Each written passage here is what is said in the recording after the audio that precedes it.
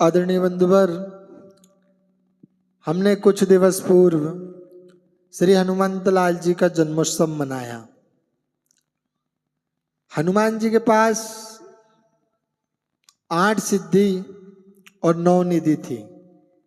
8 सिद्धि जो थी माँ जगत जननी जानकी जी के द्वारा हनुमान जी को दी गई थी। 8 सिद्धियां होने के बावजूद भी हनुमान जी को राम जी के द्वारा जो कार्य दिया गया केवल उनने उतना ही किया। वह उससे अधिक भी कर सकते थे, इतने परम प्रतापी थे, लेकिन उनने तनिक भी ज्यादा नहीं किया और अपना धैर्य रख के प्रभु के द्वारा जो आज्ञा दी गई है केवल उतनी ही आज्ञा का पालन करके वह अपने यथा स्थान पर लौटे।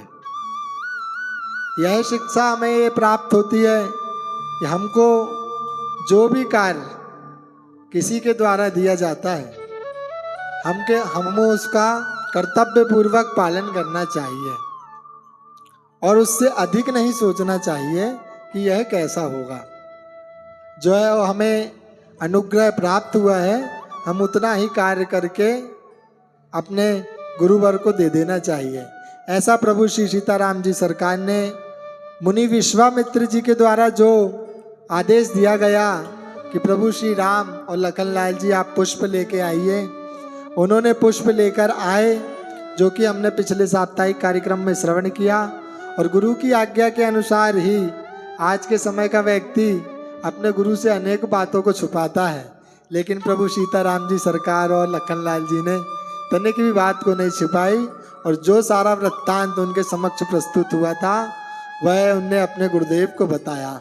यहाँ तक की कथा हमने पिछले साप्ताहिक कार्यक्रम में गुरुदेव के मुखारविंद से श्रवण की थी और आज के हम प्रथम दोहे के भावार्थ को हम सभी के समक्ष रखेंगे। हमारे ही मंडल के वरिष्ठ टीकाकार महोदय आदरणीय श्री देवेंद्र जी सोनी।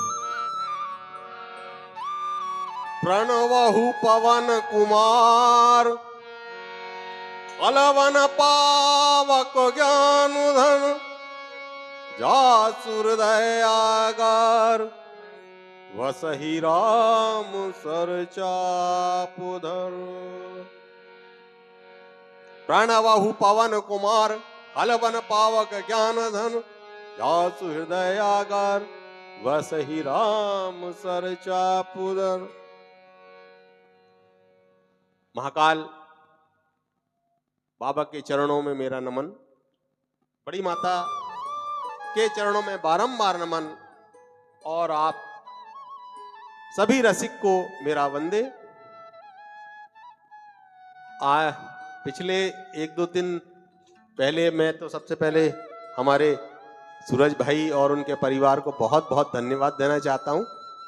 एक समाचार मैसेज डाला हुआ था कि 6-4 का जो आज का कार्यक्रम है वो कैंसिल है, कहीं नहीं हो रहा है, तो हमारे सूरज भैया आगे आए हमारे मंडल के सहयोग से आज का कार्यक्रम, क्योंकि हम प्रति सप्ताह लगातार अनवरत इसको जारी रखना चाह रहे थे और आज प्रभु की ऐसी कृपा हुई कि वह भी अनवरत हमारा पाठ जारी है। तो उनके पूरे परिवार को बहुत बहुत और समस्त मंडल के सदस्यों को बहुत बहुत धन्यवाद। आदरणीय रसिक, पिछले सप्ताह हमने देखा था कि राम और लक्ष्मण पुष्प लेकर अपने गुरुदेव विश्वामित्र जी के पास पधार चुके हैं। यहां माता सीता भी जनकपुर अपने महल को पहुंच चुकी हैं।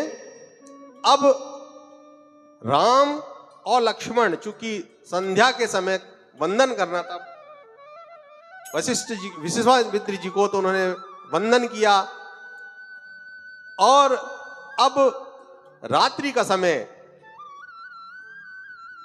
चंद्रमा आकाश में निकल चुका है। राम और लक्ष्मण की आपस में वार्तालाप चल रही है। राम चूंकि अभी अभी सीता जी को देख कर आए हैं, तो वे सीता जी की तुलना उस चंद्रमा से कर रहे हैं, क्योंकि चंद्रमा पूर्व दिशा में निकल चुका है। जन्म सिंधु पुनि बंधु विश्व, अब तुलना तो कर रहे हैं मगर वे कहते हैं कि अरे चंद्रमा, मैं तुझसे कैसी मूर्खता कर रहा हूं, अपने आप को कहते हैं मैं तेरी तुलना सीता जी के मुख से कर रहा हूं, क्योंकि तेरा जन्म सागर से हुआ है, सिंधु से, पुनि बंधु विष, और जो विष का जन्म भी सिंधु से हुआ है। कैसे? जब समुद्र मंथन में चंद्रमा भी प्रकट हुआ है और विश्व भी प्रकट हुआ है। जब समुद्र मंथन से विश्व प्रकट हुआ है और चंद्रमा भी, तो दोनों आपस में भाई हुए। तो हम तेरी तुलना कैसे कर सकते हैं, क्योंकि तू तो विश्व का भाई है। सीता जी के मुख की तुलना तुझसे नहीं की जा सकती। अब बंधुवर, यदि यहां हमारे मन में एक प्रश्न है कि वास्तव में मंथन क्यों हुआ था, समुद्र का मंथन क्यों हुआ था? समुद्र का मंथन इस कारण हुआ था कि एक देव ऋषि हुए हैं जिन्हें क्रोध बहुत अधिक आता था, आपको मालूम होगा, दुर्वासा जी। दुर्वासा जी और दत्तात्रेय जी, ये अनसुईया जी के पुत्र हैं।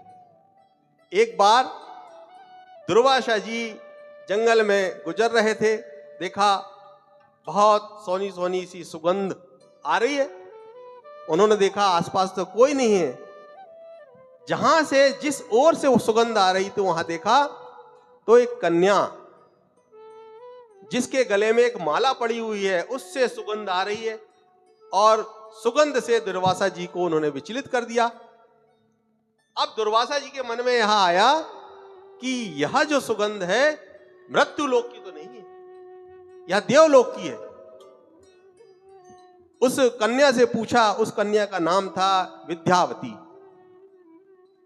कन्या ने बताया कि मैं तो अप्सराओं की बेटी हूं और मुझे देवलोक से यह हार प्राप्त हुआ है, इससे ही सुगंध प्राप्त हो रही है। देव ऋषि